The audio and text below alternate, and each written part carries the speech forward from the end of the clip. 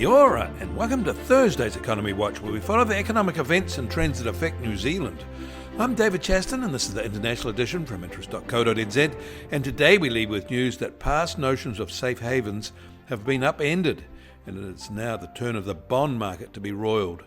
The cost of long-term money is rising sharply as risk premiums leap.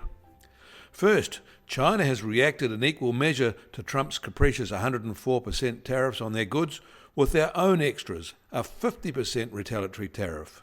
The predictions any junior could see from the known Smoot-Hawley tit-for-tat protectionism are playing out. The first to blink hasn't been the Chinese. Trump has made an about turn and paused higher reciprocal tariffs for 90 days that hit dozens of trade partners just after they became effective, while raising duties on China further to 125%. This U-turn surprised markets, which was having an emotional relief reaction. But any gains today will be built on sand. So we're in a period of unmoored policy with all the impacts ahead of us. History tells us this doesn't end well for anybody, including us. American homeowners know what's coming, and they're rushing to fix their mortgage rates before they rise unaffordably. There was a sharp 20% rise in mortgage applications last week from the prior week, with the refinance component up an eye-popping 35%, and almost double the level of a year ago. Borrowers sense they may not see rates this low again for a long time. Meanwhile, at the other end of the interest rate market, US Treasury yields are leaping, which means prices are dropping and holders are taking large losses. Today's US Treasury 10-year bond auction was well supported but at notably higher yields. Today the median yield was 4.34%, whereas at the prior equivalent event a month ago it was 4.27%. This is a market where participants have regulatory obligations to buy, but in the open secondary market the effects are starker. The US Treasury 10-year yield rose 16 basis points just from yesterday. From a month ago, it's up 11 basis points. Volatility is a new feature of these bond markets too.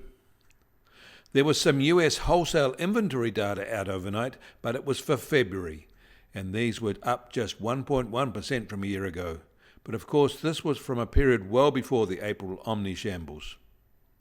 Also out today were US Fed minutes from their March 20th meeting, but the views of these have all been overtaken by subsequent events, so have little current relevance.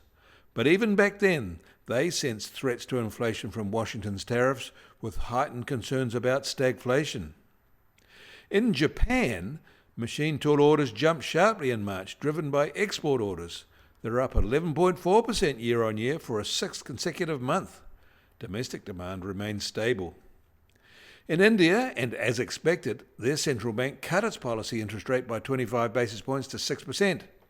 They cited easing inflation, slowing economic output, and growing global trade tensions as the reason why they cut for a second consecutive month. The US Treasury 10-year yield is now at 4.40% and up 16 basis points from this time yesterday.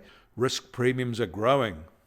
Wall Street is currently up 7.4% on the S&P 500 in its Wednesday trade as the tariff pause relief rally kicks in. Who knows where it'll end today?